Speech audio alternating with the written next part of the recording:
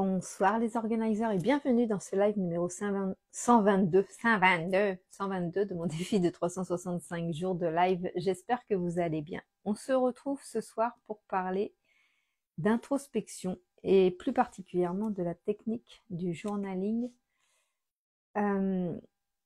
pour travailler sur soi mais en profondeur. C'est-à-dire que quand tu commences à prendre conscience de tes pensées par rapport à tes émotions, en général, la première couche que tu as, c'est celle qui est le reflet de tes émotions. Et donc, les premières pensées, ce sont celles qui sont le reflet de tes émotions et tes émotions qui sont associées à ta blessure. Donc, si tu te précipites, tu vas juste pouvoir dire comme ça à l'oral que pourquoi tu as ressenti ça en fait. Et ça va être ton interprétation de la réalité au travers de ton filtre de la blessure. Là où j'essaye de vous amener dans mes accompagnements, c'est d'aller chercher les autres couches d'oignons. Parce que c'est facile en général, c'est facile d'interpréter ces émotions, enfin de dire la réalité telle qu'on la voit au travers du filtre de la blessure. Et en général, comme l'ego parle aussi, eh bien, on a comme cette certitude que la réalité c'est ça, la vérité c'est ça, et elle peut pas être autrement. Sauf que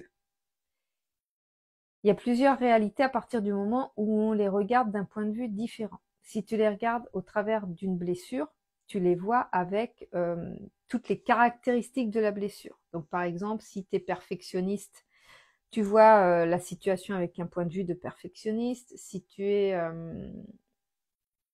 quelqu'un qui n'a pas confiance en lui, bah, tu vas regarder la situation de l'œil de celui qui n'a pas confiance en lui. Si tu es quelqu'un qui est qui se sent facilement trahi, bah, tu vas voir la situation comme si tu avais été trahi, même si c'est pas la réalité d'un point de vue extérieur. Toi, au travers de ta blessure, tu vas voir ça de cette manière-là.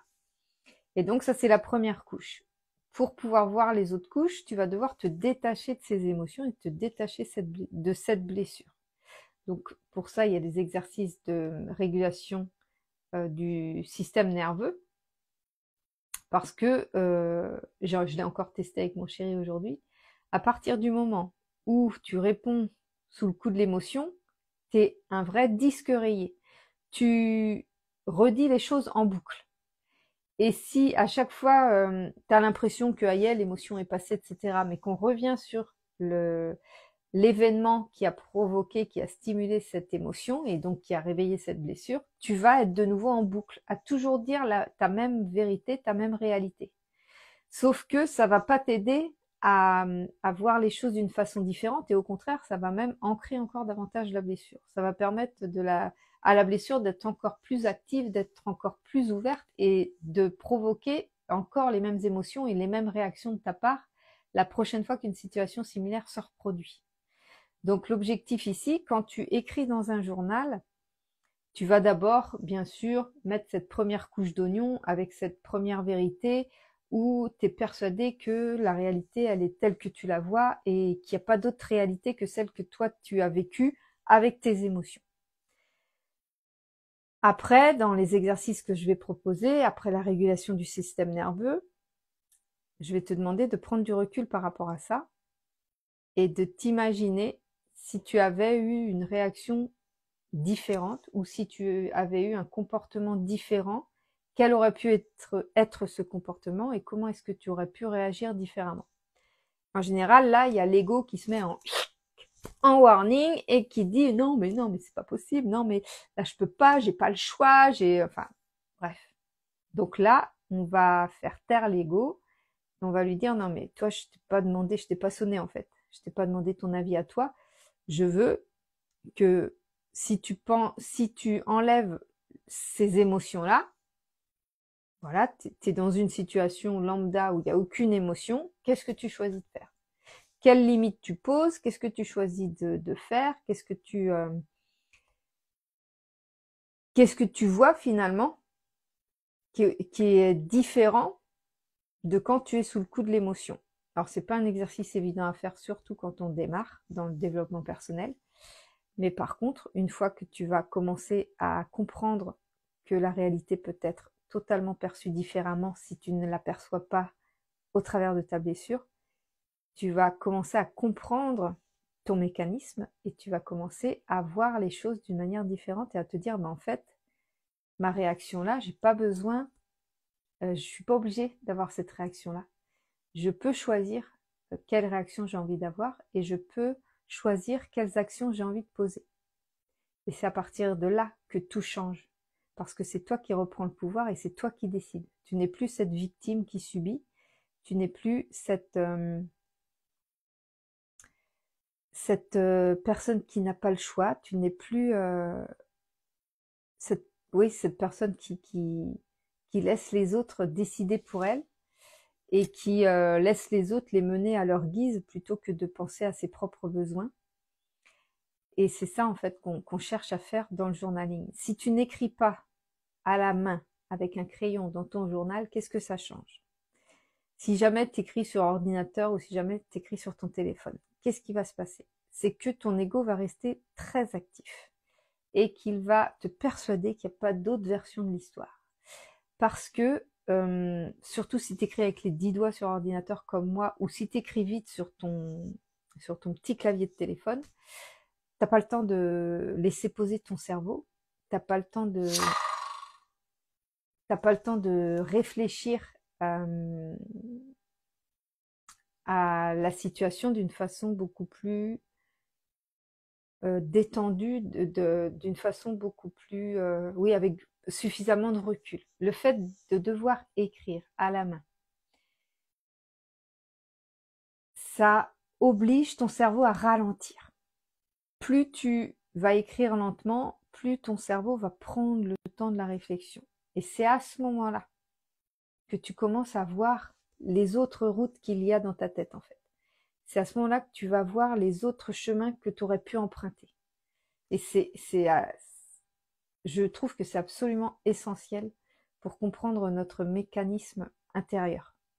Parce que si tu fais pas ça, si tu fais toujours dans la rapidité, si tu veux toujours répondre vite, si tu préfères dire je sais pas plutôt que d'essayer de chercher, ok, je sais pas là, effectivement, mais il y a bien une raison qui m'a poussé à faire ça, il y a bien quelque chose qui me donne cette émotion-là, ce sentiment-là, et à partir de ce moment-là, tu commences à prendre du recul, à réfléchir davantage, à retourner au plus profond de toi pour voir ce qui s'y passe.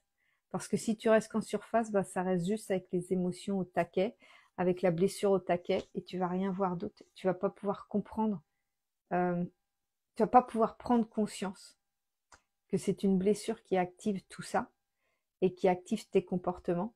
Alors que si tu prends le temps de désactiver cette blessure et de pouvoir parler à ton ego au travers de l'écrit et finalement de ralentir tout ça pour revenir à la source, tu vas voir que la réalité peut être totalement différente. Alors ça se fait pas du jour au lendemain, ce sera pas facile au début, parce qu'il faut juste prendre le temps de s'entraîner. C'est un entraînement en fait, c'est de la pratique. Et à force de pratique, ça devient tellement plus facile. Ce matin, moi, j'ai encore eu une réflexion qui m'est venue en tête. Et je me posais la question, mais pourquoi j'arrive pas à dépasser un plafond de verre que j'ai? Je vois bien que j'attire l'abondance. Tous les jours, j'ai un signe d'abondance. Mais j'ai un plafond de verre, c'est-à-dire que ça va pas au-delà d'un certain montant. Et je me disais, il y a quelque chose, il y a forcément quelque chose qui me bloque à ce niveau-là. Et donc, je me suis posé la question, j'ai vraiment commencé à poser des mots, juste poser des mots en disant, bah voilà, je sais pas du tout ce qui bloque, etc. Mais en fait, à force de juste poser les mots sur papier, le cerveau, il ralentit et il donne une espèce d'ouverture intérieure qui va te permettre de comprendre qu'en fait, Ah bah oui, mais je me suis comportée comme ça en fait l'autre fois. Et une autre fois, j'ai pensé ça. Et là, tout récemment, effectivement, quand telle situation m'est arrivée, ben, la pensée qui m'a traversée, ça a été celle-là. Et à force d'entraînement, à force de te poser des questions comme ça, tu vas comprendre ton mécanisme intérieur et voir toutes tes croyances, tous tes blocages, tout ce qui t'empêche en fait de manifester ce que tu désires. Alors c'est plus tu veux t'améliorer et plus c'est un travail au quotidien en fait, un travail. J'ai pas envie de dire travail parce qu'on fait oh c'est un travail, tu te rends compte. Non mais j'ai trop de choses à gérer déjà, j'ai plein de choses à faire. Non, non, non, c'est pas un travail, c'est une reconnexion à soi-même, une reconnexion à soi-même et c'est ce qui permet d'embellir sa vie et de retrouver une sérénité de vie qu'on avait perdue parce que on veut aller vite, parce que on veut répondre aux besoins de tout le monde et avant de répondre à nos propres besoins. Et tout ça fait qu'on se perd. Et si on n'était pas si pressé de tout reporter à l'extérieur de nous, eh ben on serait beaucoup plus épanoui parce qu'on saurait que le bonheur, il démarre par l'intérieur. Tu auras beau essayer de tout créer à l'extérieur, si à l'intérieur c'est fané, tu verras pas que c'est beau à l'extérieur. Même si ça devient beau à l'extérieur, tu le verras pas parce que tu seras pas nourri à l'intérieur. Donc voilà, je voulais te partager ce fait-là parce que j'ai des personnes qui viennent me voir en MP et qui voudraient que je leur donne une formule magique.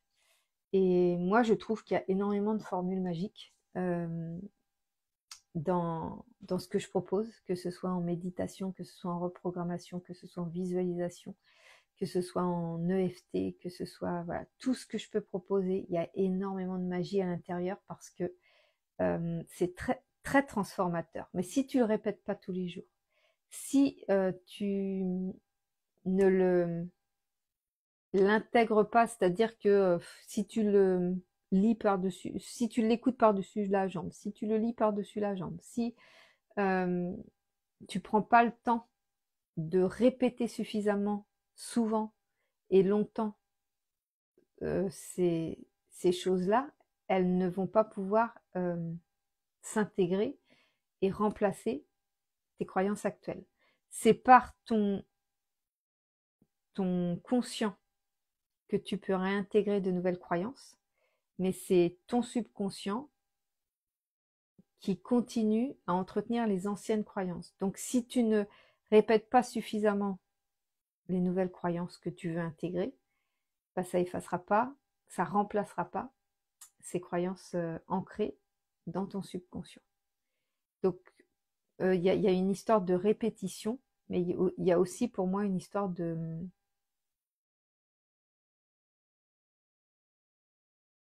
d'introspection, de découverte de soi-même, de comment on fonctionne. C'est hyper important de savoir comment on fonctionne parce que sinon, on ne peut pas se rendre compte qu'on est en boucle sur une réalité qui ne nous correspond pas et qui nous fait souffrir. Et je trouve que l'écriture est vraiment quelque chose de très puissant pour extérioriser vraiment de façon approfondie tout ce qui nous bloque en fait, tout ce qui nous empêche d'être pleinement nous-mêmes et tout ce qui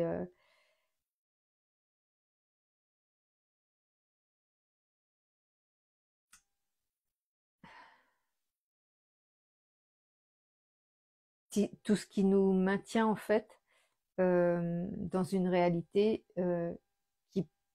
qui, en guérissant ses blessures et en comprenant ses émotions, ben, ça pourrait être tellement différent en fait. Donc voilà, c'est ce que j'avais envie de te partager ce soir. Je ne sais pas si cette fin de phrase était très française, mais j'espère que tu as compris le message. Donc voilà, c'est un petit peu le cheminement que je te propose notamment dans mes programmes individuels. J'essaye de proposer un peu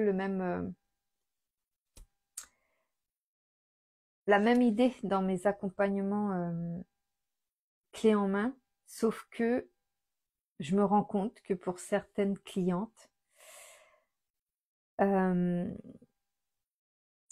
si je l'explique et que je le dis et que je donne des questions, on va dire, guidées, elles n'iront pas en profondeur comme il est nécessaire d'aller. Je trouve que les accompagnements personnalisés pour les personnes qui ne sont pas habituées à travailler sur elles est plus adapté pour vraiment aller chercher la technique de comment faire. Et après, une fois que tu connais, tu peux prendre des accompagnements clés en main. Je trouve que c'est un petit peu... ouais, les accompagnements individuels sont vraiment axés sur les personnes qui n'ont jamais travaillé sur elles, qui connaissent pas ou très peu le développement personnel. Et après, les accompagnements clés en main, c'est plus pour les personnes qui ont déjà travaillé sur elles et sur leur manière de fonctionner. Parce que quand t'as jamais travaillé sur toi, c'est plus difficile d'approfondir tout seul en fait. Ou alors, faut vraiment t'y intéresser, ben, comme moi, je m'y suis intéressée. Mais si tu veux juste une solution miracle, ben ça va pas fonctionner en fait. Il n'y a pas de solution miracle. Le miracle, c'est toi. Il n'y a que toi qui peux créer ce miracle. Et pour ça, il faut que tu ailles creuser en profondeur pour comprendre comment tu fonctionnes. Voilà, c'était mon petit partage du soir. J'espère que ça va pouvoir t'inspirer et je te dis à demain pour le prochain live.